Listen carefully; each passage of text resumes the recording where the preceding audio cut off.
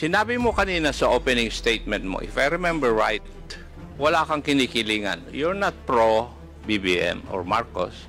You're not pro-Duterte. Tama po.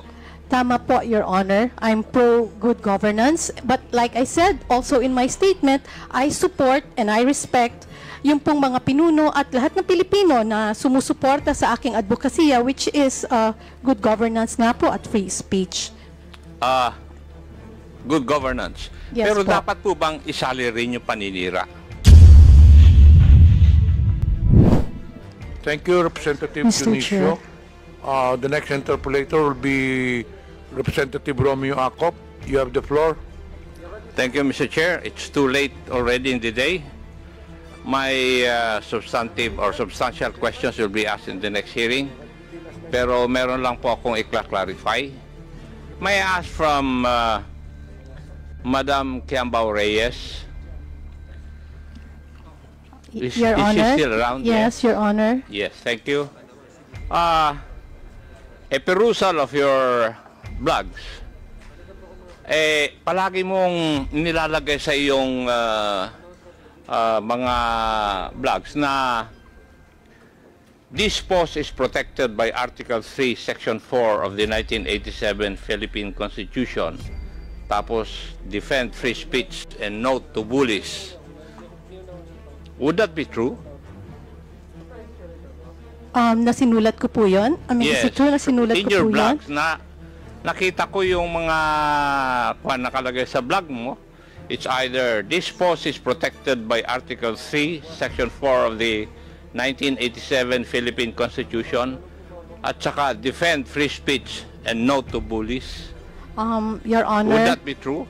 Your Honor, una po, wala po akong blog, so that's just my personal Facebook account.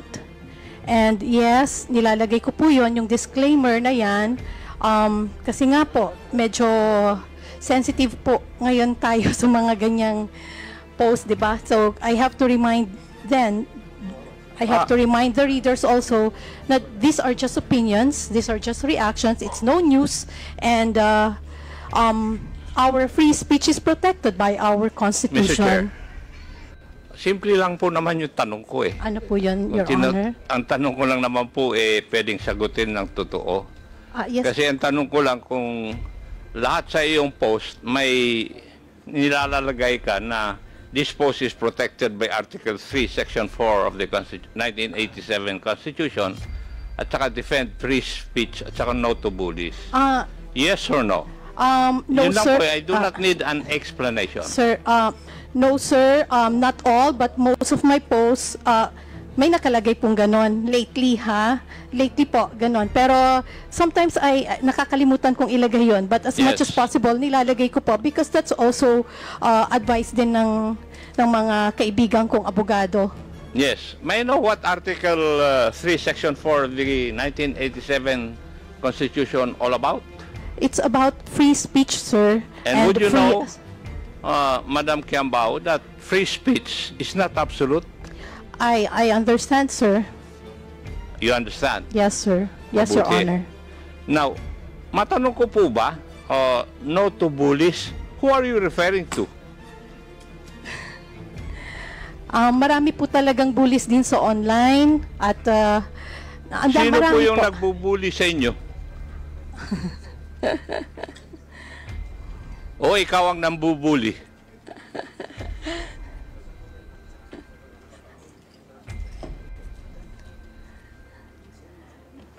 Marami po kasi, sir, may mga vloggers sa kabilang side, yung mga kontra sa aming mga opinion na binubuli rin po kami. Like who? Pinagpo-post ng kung ano-ano.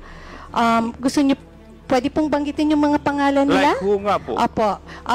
Like yung sina Rene Astudillo, Labandera, Okay. Sige sino na yan? po. TPL Labandera, Tama na po. TPL 3. Ano po ang ini-espouse nila na laban po sa inyong opinion? Eto po, sa akin po, tulad nung first hearing po, hindi ako nakarating dahil ako po ay nasa ibang bansa at dumating na po ako ng hapon. And then, kung ano-ano na po yung mga pinagsasabi at pati yung itsura ko, kung ano-anong sinabi nila na kesyo, kung ano-ano pong hindi maganda. And hindi ko na rin naman po pinatulan, pero yun nga po, no to bullies, di ba? Parang, just because hindi po tayo kumikibo, yun, kung ano-ano na nga yung pinagsasabi sa kanilang mga FB pages. Sana nga rin po, napatawag din sila dito at nang matanong nyo rin po ang kanilang mga opinion tungkol sa usaping fake news. Thank you. Salamat din po, Your Honor. Sinabi mo kanina sa opening statement mo, if I remember right, wala kang kinikilingan. You're not pro BBM or Marcos. You're not pro Duterte. Tama po.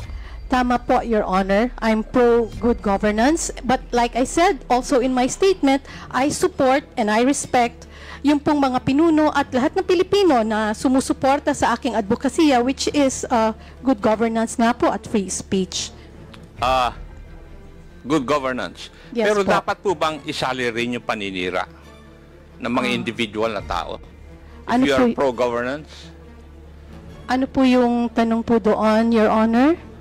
dapat po ba ilalagay sa inyong mga post yung paninira?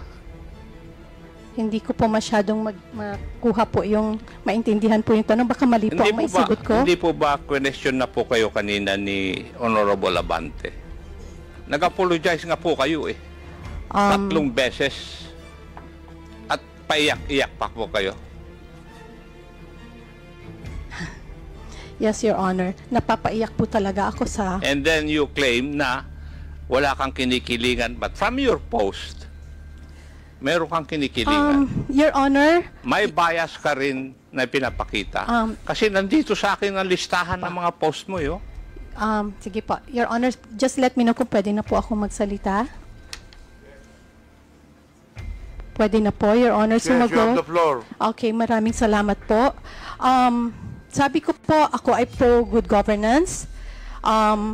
Hindi po ako pro Marcos or anti Marcos or anti or any politician. Ang sabi ko po, I'm a pro good governance. And I also said in my statement that I also have my biases. Diba? Sinabi ko po 'yon. Pero hindi po ako tumitira ng below the belt. I did not say na wala akong bias or wala akong kinikilingan. Obviously, tulad ng sabi ko, sinusuportahan ko ang mga pinuno, ang mga Pilipino na nagtataguyod ng good governance at free speech. So yes, may bias po ako.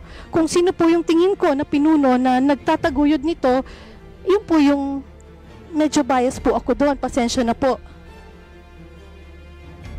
Thank you. Maraming salamat din po, Your Honor. Yeah. In one of your blogs, kasi hindi ka yata naka-attend, di po ba?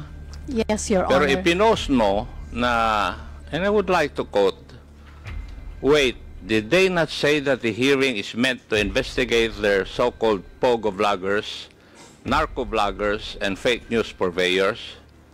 If you're not one of those, why be there and allow yourselves to get insulted and unfairly labeled, accused by some dimwits whose obvious intention is to create a chilling effect? Now that you are here, Madam Reyes, did you feel this? Again, sir? Did I feel... Dito, yung mga sinabi mo sa blog mo that if you're not any of those, why be there and allow yourselves to get insulted and unfairly labeled or accused by some dimwits whose obvious intention is to create a chilling effect? Sir, Your Honor, that was my emotion at that time and my opinion. Again, that's what I felt. Sino po yung mga dimwits na sinasabi mo? Wala naman po akong pinapangalanan, sir. Sino po ba ang pinatatamaan mo dito sa post mo na ito? May I say? May I ask pala? Ikaw naman, Iha. Wala. Pasensya na po, sir, kung... Pero yun nga Hindi mo naman sinasagot yung tanong ko eh. Did you feel na ikaw ay na-insult dito? Yes, Your You're Honor. unfairly labeled or accused Yes. by some dimwits? Your Honor, yes, I felt insulted. Naapektuhan po talaga din yung aming mga... Sino po ang nag-insulto sa inyo? Your Honor, kung makikita niyo po yung mga balita ngayon... Hindi, ang aming sino nga nag-insulto sa inyo ngayong araw na ito? Kasi yun ang sinasabi mo dahil dapat nga hindi Your kayo Honor. attend ng hearing na ito dahil you will allow yourselves to get insulted and unfairly labeled. Your Honor, pwede na pong sumagot. Sa tanong niyo po kung sinong nang insulto sa akin, ayoko pong sabihin ngayong araw insulto, na ito pero dito. po, ngayon pong araw na to, natawag po ako ng tanga. Sino Hindi pong po ba? tumawag sa inyo na tanga? Mr. Chairman, For the information of everyone, that word was already stricken off the record. Sinagot ko lang po, Your Honor, yung tinanggal na tanong po niya. natin yun sa minutes. Yes, Your Honor, I understand. Sinagot ko lang po yung tanong ni Your Honor, Congressman Acop, kasi nga tinanong niya kung sino pong nang insulto sa akin. Ayokong isiping insulto po yun, pero kasi naniniwala ako na yung mga ganyang salita ay gawa din lang ng galit niya siguro. Kaya okay lang. Ang gusto ko lang po sigurong ang masakit lang kasi anyway, yun po. Yun lang po yung sagot ko dun sa tanong niya na Pero yun po, sinabi tanga. mo rin na yung magtatanong sa iyo o mag-insult sa iyo isang dimwit. Di po ba? Inunahan mo na eh. Doon sa vlog mo. Di ba? Opo. Yes. It's there in your blog. It is what it is, sir, and yun nga po, that's my Ikaw ang nauna, Yeah. hindi yung kwan. Kasi inuna mo nang sinabi na kung a-attend yung mga vloggers, they will be labeled or accused by some dimwits. Your Honor, kung titignan niyo po ay yung mga bali-balita ngayon, naidikit na po yung mga pangalan namin sa mga salitang fake news blogger, fake news purveyor, narco bloggers, pogo bloggers, nakadikit na po yon. In fact, yung latest kagabi, sinabi na ikukulong na yung mga parang 11 bloggers. Kami po yon. I-detain. Sino po yung Nasa balita po, Your Honor. kanino And, pong balita? marami po, ano pa yung, pwede po nating makita mamaya, pero may mga bali-balita na po. Mga mainstream media po ang nagbalita at idinikit na po yung pangalan namin directly sa mga salitang yan. And nakakalungkot po kasi syempre, hindi naman po namin ma-explain yung mga sarili Miss namin sa MJ, lahat. Mr. can I Chairman? cut you off?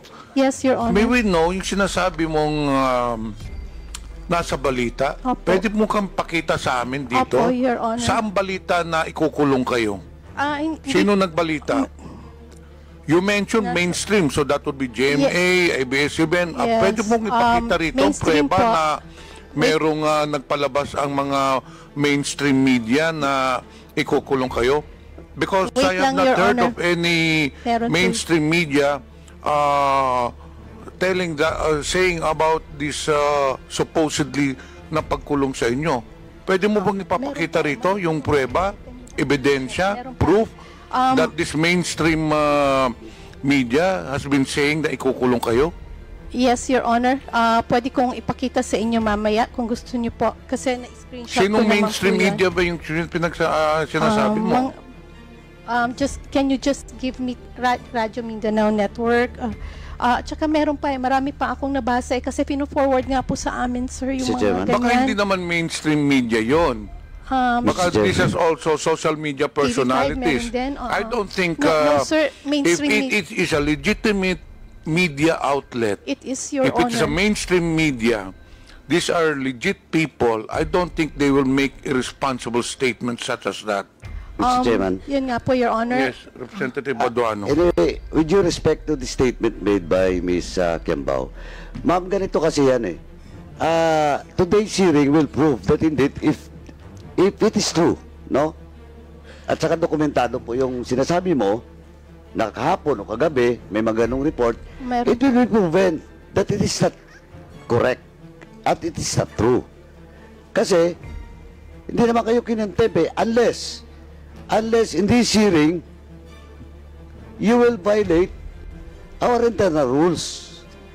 Di ba? Now, hindi namin problema yun, ma'am.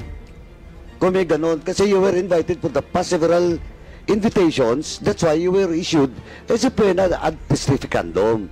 Ay siguro, ano mang media yan, baka interpretation nila, pag wala kayo dito, makukontent talaga kayo. Now, ma'am, second, ma'am, yung sinasabi mo ngayon, yung news ngayon, you're now in the news. Okay? And yesterday and Now, today, yes. And then, with regards to this hearing, nasa news kamo, and you were accused of being sa fake news, etc., etc. Ma'am, remember, you apologized 4 times on those issues na question sa'yo, and you apologize, and that's on record. Now, if it is true or not, and how it was delivered in social media or any media outlet, ay titingnan natin. But ma'am, sabi ko na nga, you were apologetic for the 4 questions that were issues that was raised against you. Di ba? Now, kaya dalawang issue dito. Question of contempt. Hindi naman kayo siniting contempt. Now, that will be the question of that media outlet's credibility. Kung ba't nila ni-report na makukontempt kayo, na hindi naman kayo makontempt. Sabi ko nga, hindi kayo makukontempt today unless otherwise. You will violate the internal rules of this committee. Malinaw po yun. Yes, Your Honor. Diba? Well, in fact, itong hearing ngayon will prove that indeed you attended this hearing, and I'm very thankful for that. Kaya Tony Trexie, I'm very thankful for attending this hearing. But ma'am, ang sinasabi ko lang, yung mga news kagabi na iko-contempt kayo, now, ipoprove natin na hindi kayo na-contempt. Yes, Diba? Your Honor. But question, again, question of fake news, question of you're telling something in your blogs, 4 na issue yun. Well, in fact, kinount talaga ni Chairman Abante, you apologize on those blogs that you have made. Your Diba? Honor, yes, Ganun lang Your po, Honor. that's on record.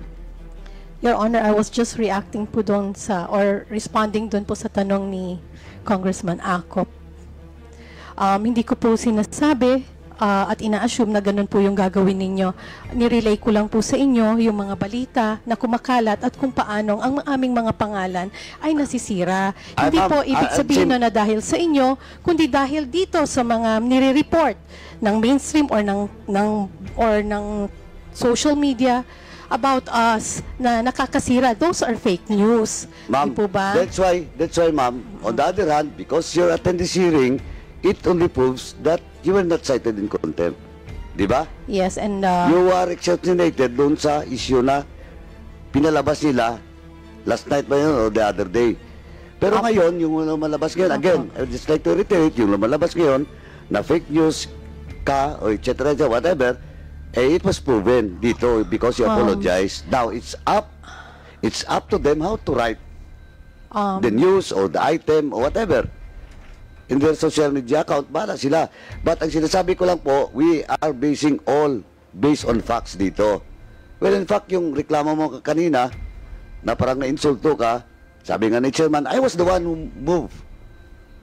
Diba, to strike out the unparliamentary statement made by my fellow colleague, my fellow chair sa Quadcom.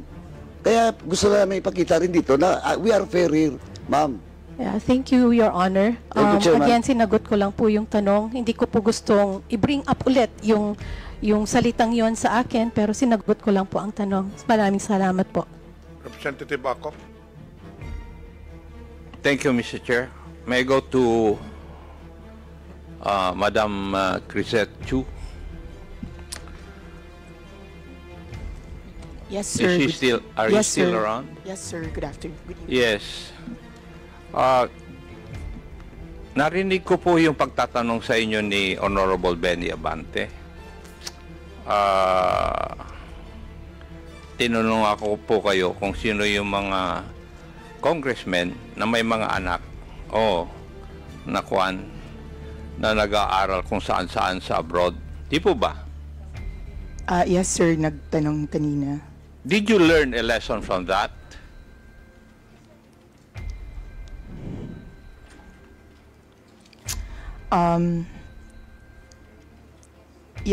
Yes, sir. That the next time I say that, I should have the courage to follow up with the actual names if I have the courage to name them. Okay. I would like to inform you, Madam Chu, Yes, na sir. hindi po ako isa sa mga congressmen na binabanggit mo. Sir, I know because that congressman is not here. I beg your pardon? Sir, I know, sir, because the congressman that I was referring to, it was based on the news, sir, and that Hindi, congressman... kasi ang sabi mo kasi, mga congressman. That's why I was asking that question. Did you learn anything from the interpellation of the Honorable Abante? And I'll tell you if you do not know. Sinasabi ko lang Yes, na sir. hindi po ako isa sa mga binabanggit mo na yun. Yes, sir. Yes, sir. At yung mga Yes, sir. anak ko, hindi nag-aral sa abroad, nandito po sila lahat nagtatrabaho and they are good citizens of this country. Yes, sir. Good for you, sir. Hindi. Huwag mong good for you. It's my job as the father. No, no, sir. I did not mean it As I expect that disrespectfully, you should sir. also, if ever you have children, you should train your children to become good citizens of this country. Yes, sir. Sorry, I did not mean it disrespectfully. That's not my intention. I apologize if... Now, the lesson I would like to give to you is that you should, whenever you come up with your post, you should not generalize. Kasi mga congressmen, nilalahat mo, Iha.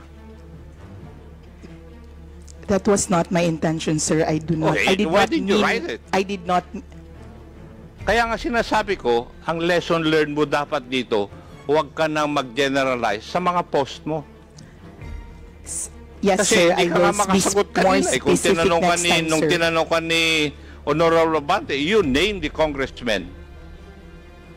Yes, sir. You're right, sir. I will be specific if I do have issues with And certain for the people. other I'm sorry, bloggers, sir, for if you felt that I was alluding to generally. to tell you frankly, I felt insulted. Kasi you're referring to me also, mga congressmen. I understand, sir. Di ba? Ngayon, sa mga vloggers, kung titingnan ko, masyado kayong mga judgmental eh. That's one thing you should learn. Huwag po kayong maging judgmental. And I don't think you have the right to judge others. Di po ba? And the other thing that you forgot is that when you come up with your post, if you come up with informations, you did not exercise due diligence.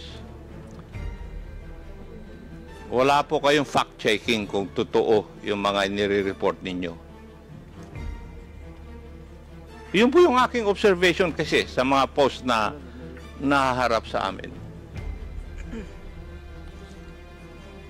That is why nagkakaroon na tayo ng polarization. And that is one of the ill effects of fake news. Maski na nga yung national sovereignty natin, nahahati na tayo. I hope this, you people who are engaged in this kind of business, you will realize na dapat hindi last hearing, tinanong ko nga yung mga nag-attend, ano po ba ang advantage ng fake news? Wala naman sumagot sa akin. Baka ngayon, meron kang sasagot sa akin, ano po ang advantage ng fake news para sa ating sosyedad o para sa ating bansa?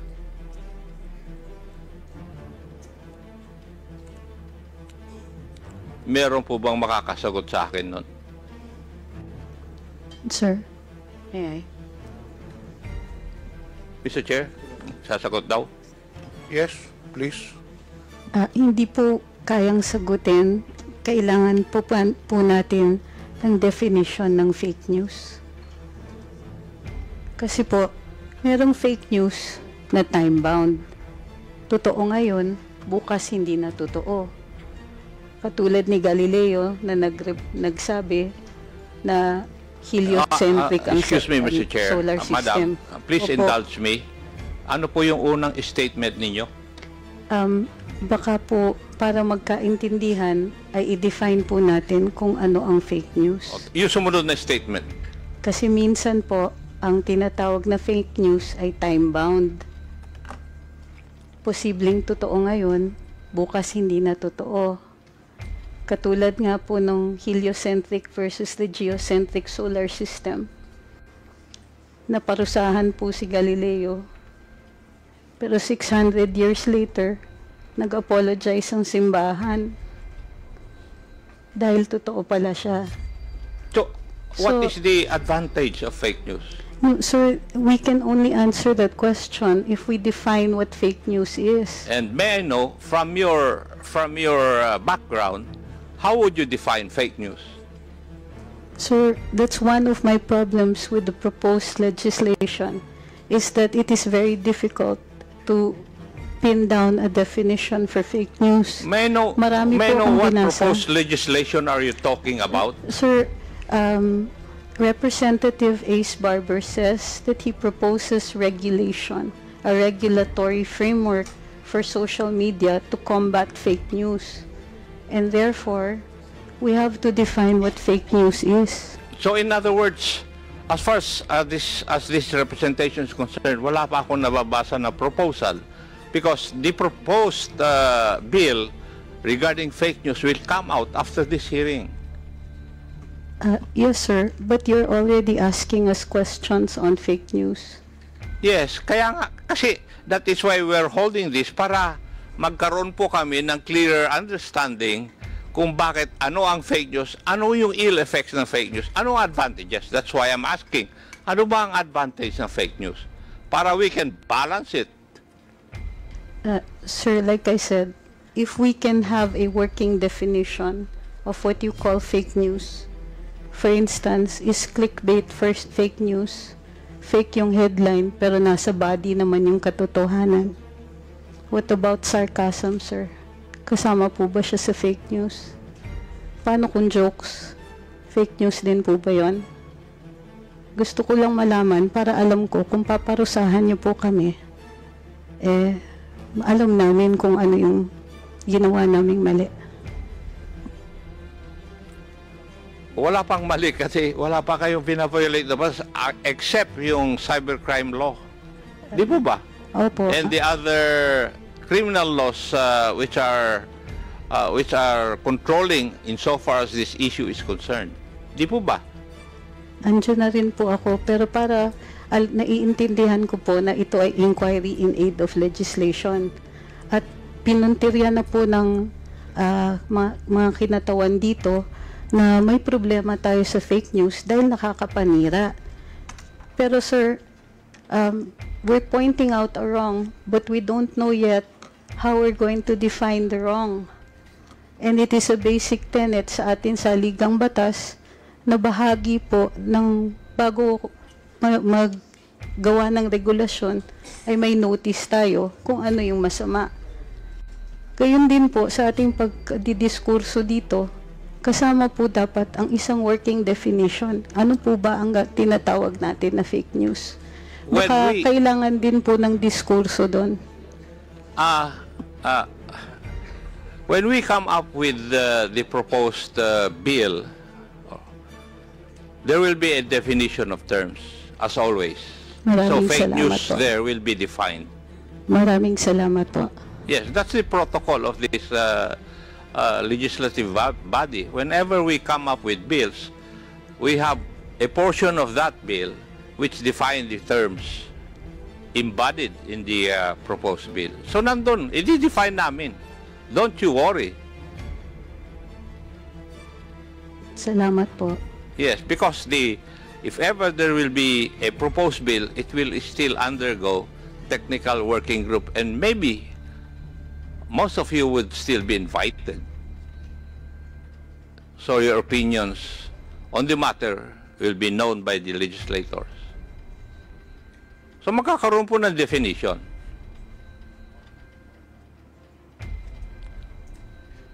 Would that allay your fears, Madam Angeles? Yes, sir. Pero sana, ano lang po, ang request lang po, naiintindihan ko po na nagagalit kayo dun sa ibang napopost ng mga kasamahan ko. Hindi po ako nagagalit, Madam Angeles. Kasi ang nagsasabi lang sa akin, yung mga anak ko, kung binabanatan po ako. Sila po ang mahilig magbasa. Ako, I'm too old already to read all those things. Naiintindihan ko po, sir. Pasensya na po kasi bahagi rin po ng pagde-develop ng ating komunikasyon at yung bagong teknolohiya na tinatawag nating social media. Pati po yung values nagde-develop din. Sana naiintindihan din po ninyo na bahagi din po ito ng kahit anong pagbabagong nangyayari. So, pero kung yung means na pagbabago ay labag po sa batas, tama po ba yun? Attorney? Sir po, pakiulit po. Kung yung pagbabago na sinasabi po ninyo, kasama sa pagbabago, ay kung labag naman po sa batas. Kasama po sa batas? Hindi, o labag po sa batas. At Sir, nakakasama doon sa mga citizens ng country na ito. Tama po ba yun? Sir, maliwanag naman po pag may paglalabag sa batas na kailangan itong parusahan. Sa tingin po ninyo, sa experience po nyo, kayo po ang kasama dyan sa business na yan. Wala po bang paglalabag sa batas na nangyayari ngayon? Wala po naman din akong sinasabi na walang paglalabag. Hindi, tinatanong ko nga po kayo. Hindi ko naman sinasabi na sinabi ninyo binabato mo sa akin yung katanungan ko Kayo po ang nagpa-practice nito. Sir? Nababasa po ninyo yung mga blogs ng iba. Wala po ba, sa tingin ninyo, wala pong paglalabag sa batas? Sir, kung sa fake news, hindi, sagutin niyo po muna yung tanong ko. Sir, may mga nakikita ko, yung iba ay libel, mayroon pong iba na dahil hindi po nila naiintindihan, mayroong posibleng mga unlawful utterances.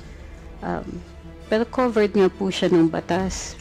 Pero ang pagkaintindi ko po sa diskurso natin ngayong araw na ito ay yung posibilidad na gawa natin ng batas ang tinatawag ninyong fake news. Yes.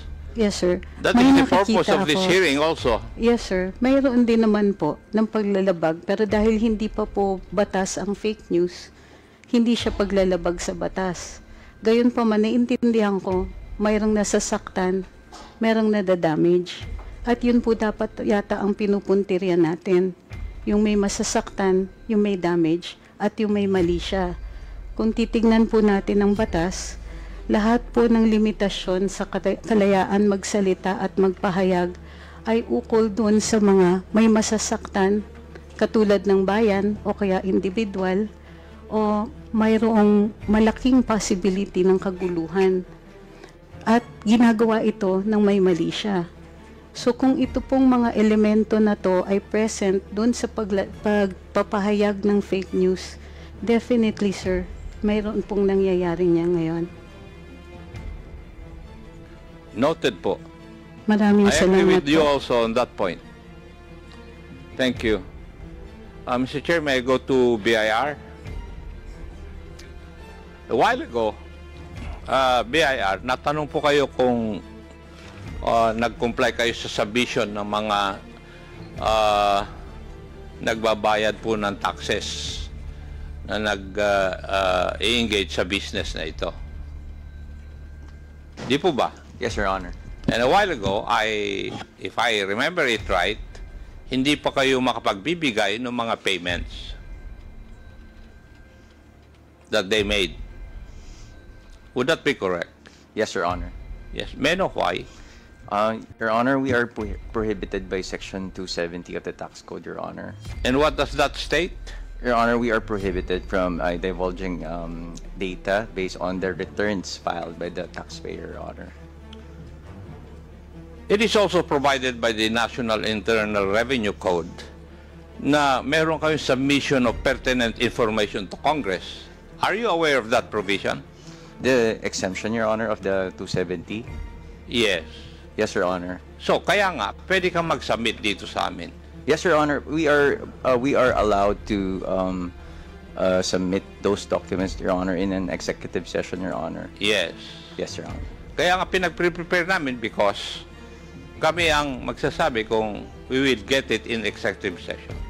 Yes, actually, Your Honor, the documents are already being prepared. The thing is, it is quite difficult to segregate the social media influencers alone, Your Honor, from the other taxpayers, Your Honor, from those who are receiving compensation or income from, for example, digital market, Your Honor, from the sale in digital market. We have, as of now, Your Honor, a lump sum of the taxpayers, but we are in the process of segregating the social media influencers alone, Your Honor. Yeah. And your circular about this was only made in 2021. Would that be correct? What particular circular, Your Honor, may I... Regarding payment of taxation for those indulged in this kind of industry? Your Honor, The bloggers?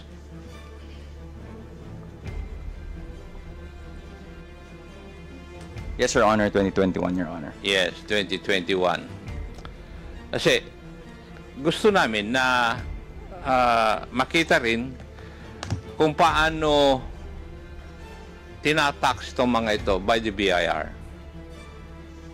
Kasi yun ang kasama sa question ko sa next hearing. Yes, Your Honor. Yes. Thank you, Mr. Chair. Thank you, Your Honor. Thank you, Representative Acop. The last interpolator is Representative Paulo Ortega.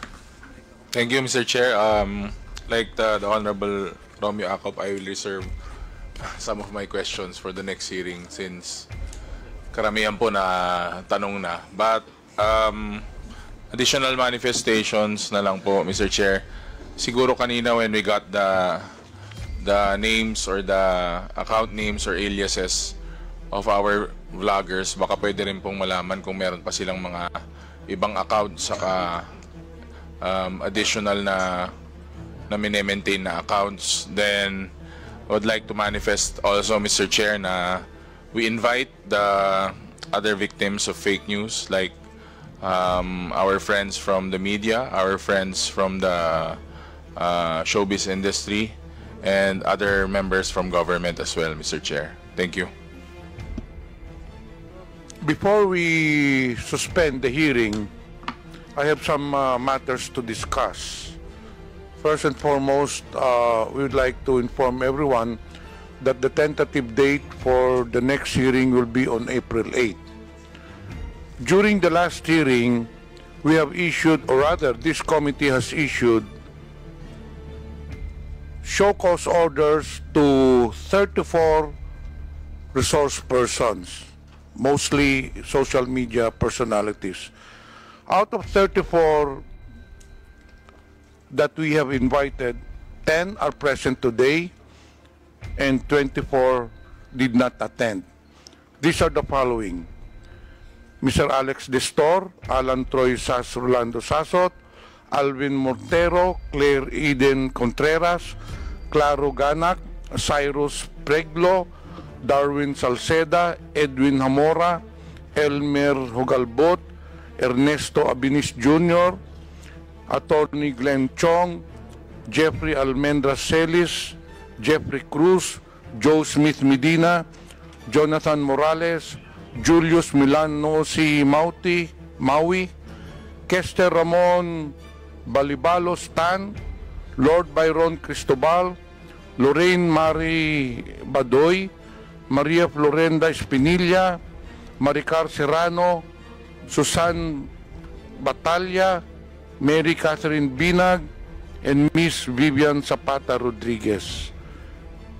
So at this point, since we have already issued this cause order, this committee is now, since of your non-appearance, this committee now is compelled to issue a subpoena. Mr. Chairman. Chairman. Yes, Representative. Mr. Chairman, may I respectfully move to issue a subpoena ad testificandum for all those mentioned named by the Chairman. So move, Mr. Chairman. Second, Mr. Chair. Any objection? Therefore, the chair hereby, the motion is approved, and the chair hereby directs the committee secretary to issue the subpoena to the mentioned resource persons. We also issued, rather this committee also issued subpoena ad testificandum to 11 resource persons. Out of 11, 8 are present, and the following 3 resource persons did not attend: Ms. Lauren Marie Badoy, Mr. Jeffrey Almendra Celis, Mr. Alan Troy Sasrugando Sasot. So may we inform those mentioned that have been issued a subpoena that the subpoena is still in effect. Mr. Chair, may I? The next step after subpoenas have been issued, if still the mentioned personalities will not attend the next hearing, the committee has no recourse but to issue a contempt order if they will not show on or they do not attend on the next hearing tentatively scheduled on April 8. Yes, Attorney Cruz. Sir, Ms. Lorraine Marie Badoy is out of the country. She sent me a copy of her ticket and a copy of her notice that she cannot make it today. However, I don't think it has been received by the Secretariat. May I be allowed to forward it to the Secretariat? Yes, please submit the ticket or whatever document, but still, the subpoena is still in effect. We will inform her, sir. So therefore, I appeal to those personalities concerned to appear during the next hearing para po hindi na po natin may issue ang contempt order. If those, again, I reiterate, those personalities that have already received subpoenas, if they will not appear on the next hearing, this committee will be compelled to issue a contempt order. One last, sir.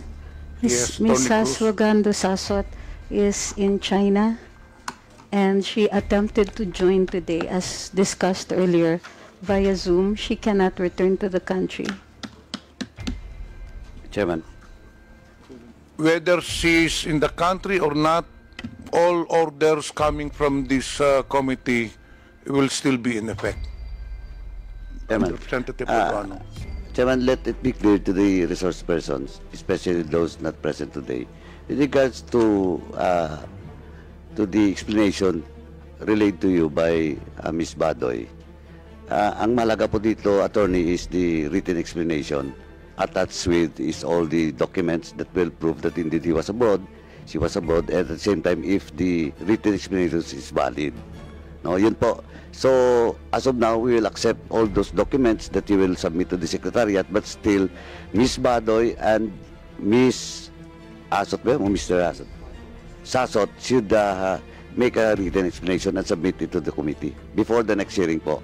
Thank you, sir. And lastly, Mr. Chairman, just to remind everyone, resource persons, and that includes all those resource persons that are not present in today's hearing, and maybe they're monitoring this hearing. Let me remind everyone that please don't force us to cite you in contempt, because under our rules, just to remind you, Section 11 of our internal rules, paragraph F, we will not allow discussions or attacking, insulting this committee hearing after the suspension of this hearing, because you will be in violation of Section 11, letter F of our internal laws. We will be forced to cite you in contempt for in violation of letter F, undue interference in this hearing po. Just be reminded po. Kasi we have already done that in my committee. One of the black timer in Cagayan, Bombo Radio Cagayan, was cited in contempt because after the hearing, he attacks the result of and insulted the committee and the result of the hearing. Please be reminded po. Thank you. If there will be any changes in the tentative schedule on April 8, we will issue notices to all concerned.